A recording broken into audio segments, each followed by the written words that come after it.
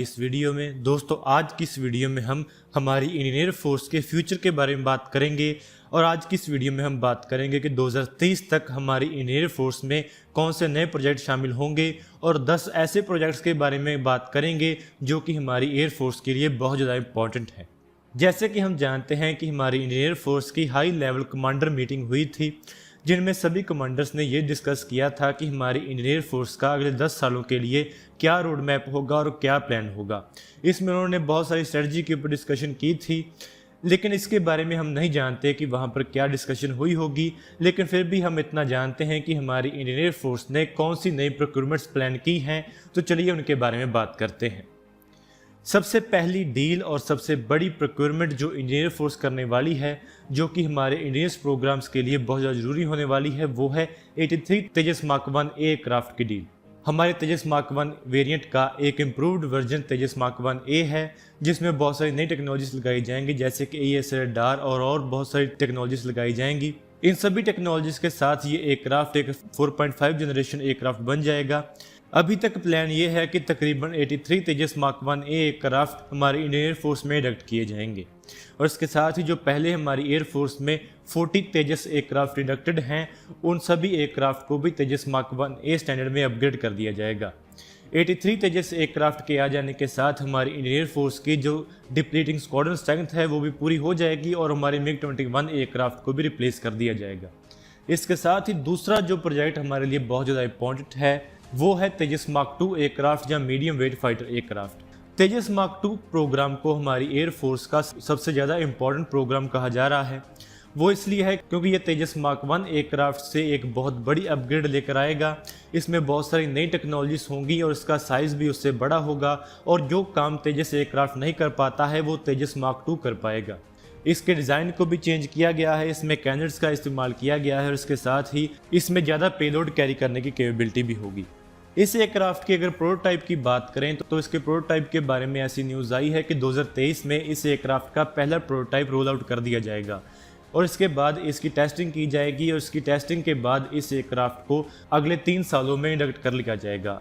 अगर रियलिस्टिकली बात करें तो ये एयरक्राफ्ट 2026-28 तक हमारी एयरफोर्स में शामिल हो जाएगा। इस एयरक्राफ्ट के लिए भी हमारी एयरफोर्स ने 100 से ज़्यादा एयरक्राफ्ट खरीदने का प्रॉमिस किया है, यानी कि इंडियन फोर्स ने कहा है कि वो इस एयरक्राफ्ट के 100 से ज़्यादा यूनिट्स खरीदेंगे ही खरीदेंगे।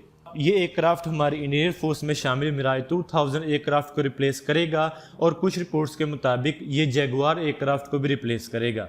इस एयरक्राफ्ट के बारे में ऐसी रिपोर्ट्स हैं कि ये मिराज 2000 एयरक्राफ्ट के मुकाबले में तो ज़्यादा बेहतर होगा, लेकिन ये राफेल एयरक्राफ्ट के मुकाबले में ज़्यादा बेहतर नहीं होगा। और वहीं अगर हम ऑर्का फाइटर जेट या twin engine deck based fighter aircraft के बारे में बात करें तो इंडियन एयर फोर्स ने अभी तक इस फाइटर जेट को प्रोक्योर करने में या डेवलपमेंट में कोई भी इंटरेस्ट नहीं दिखाया है, तो अभी तक हम ये नहीं कह सकते कि ये एयरक्राफ्ट हमारी एयरफोर्स को मिलेगा या नहीं। इसके साथ ही जो अगला बड़ा प्रोजेक्ट इंडियन एयर फोर्स के लिए है वो है MMRC 2.2। इस टेंडर के बारे में ऐसा कहा जा रहा है कि इस टेंडर को शायद खत्म किया जा सकता है और इसकी जगह पे एक नया टेंडर आ सकता है जिसे कि MRFA कहा जाता है। 114 फाइटर जेट खरीदने के लिए जो हमारा MMRC 2.0 टेंडर है उसको $17 बिलियन के ऊपर एस्टिमेट किया गया है।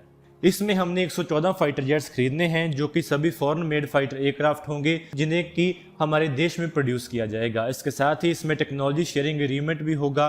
इस टेंडर में बहुत सारे देशों के एयरक्राफ्ट पार्टिसिपेट कर रहे हैं। इसमें रशिया का MiG-35 और Sukhoi 35 एयरक्राफ्ट पार्टिसिपेट कर रहा है और अमेरिका का F-18 हॉर्नेट और F-15 eagle fighter aircraft participate कर रहा है और वहीं इसमें साब का ग्रिपन एयरक्राफ्ट और यूरोपियन यूनियन का यूरोफाइटर टाइफून एयरक्राफ्ट और फ्रेंच राफेल एयरक्राफ्ट भी पार्टिसिपेट कर रहा है।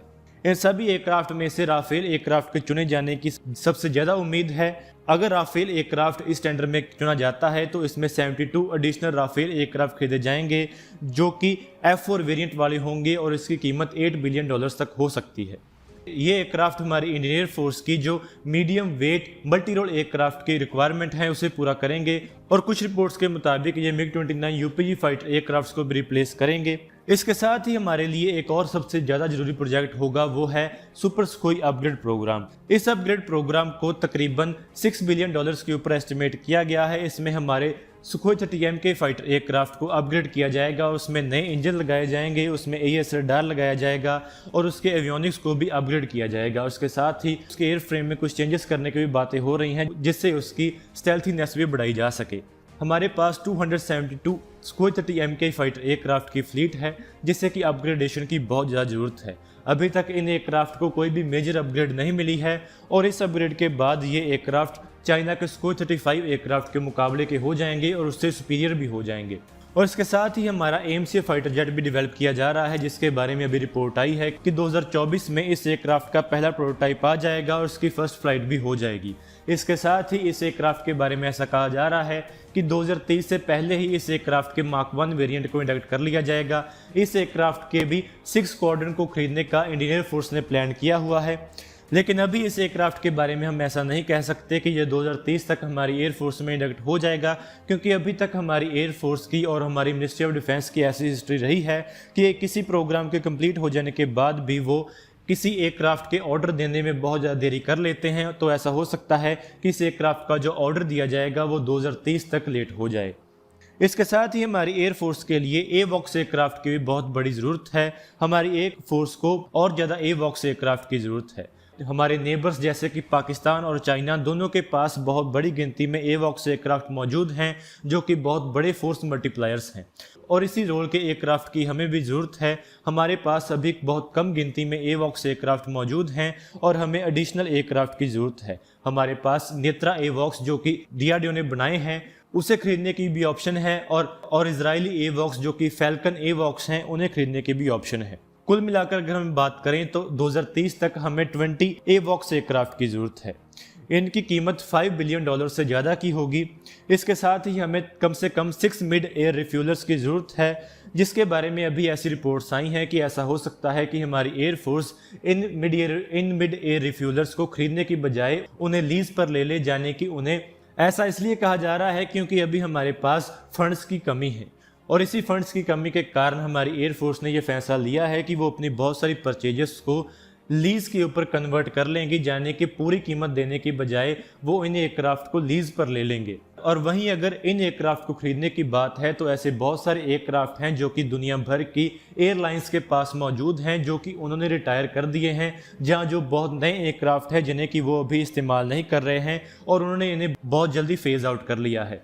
ऐसे ही फ्रेंच एयरलाइन के एयरक्राफ्ट हैं जिन्हें कि हम एक कन्वर्जन किट की मदद से मिड एयर रिफ्यूलर्स में कन्वर्ट कर सकते हैं, जो कि हमारे लिए बहुत ज़्यादा कॉस्ट इफेक्टिव ऑप्शन हो सकती है।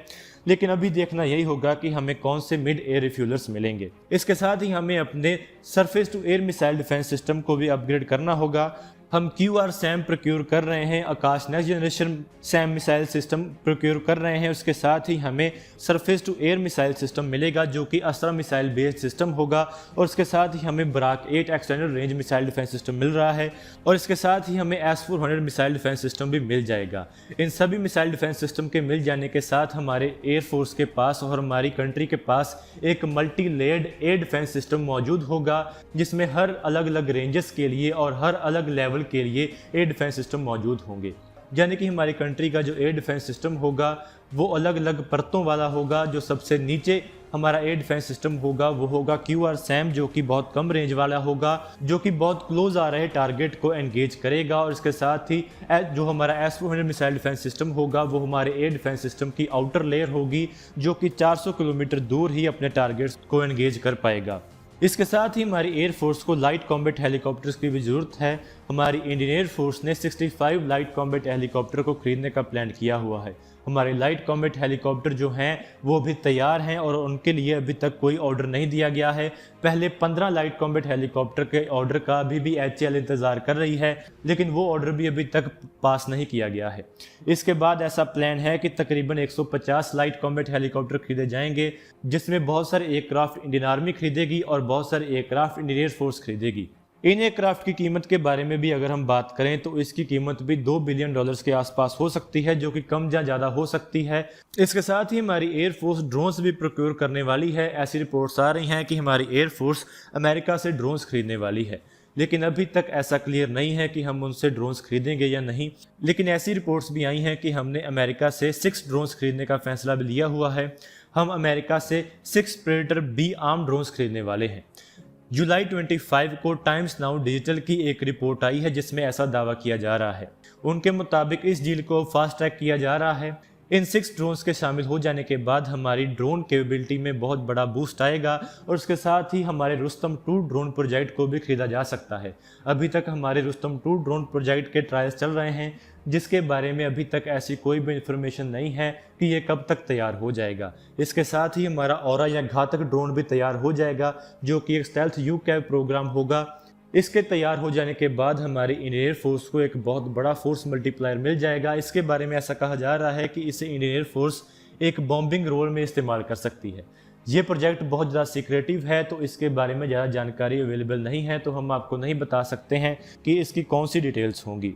अगर इसकी कैपेबिलिटीज़ के बारे में आपको जानना है तो आप सुखोई S-70 ओखोत्निक बी ड्रोन की मदद ले सकते हैं, जो कि रशिया का एक स्टेल्थ ड्रोन है, जिससे कि सुखोई 57 एयरक्राफ्ट के एक विंगमैन के तौर पर भी डिप्लॉय किया जा रहा है।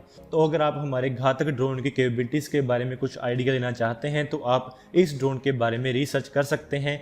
और हमने जो हमारी घातक ड्रोन की वीडियो बनाई हुई है उसमें भी हमने इस ड्रोन के बारे में जानकारी देने की कोशिश की है। तो दोस्तों, आज की इस वीडियो में इतना ही। अगर आपको ये वीडियो अच्छी लगे तो आप इसको जरूर लाइक और शेयर करें। Thanks for watching this video. जय हिंद, वंदे मातरम।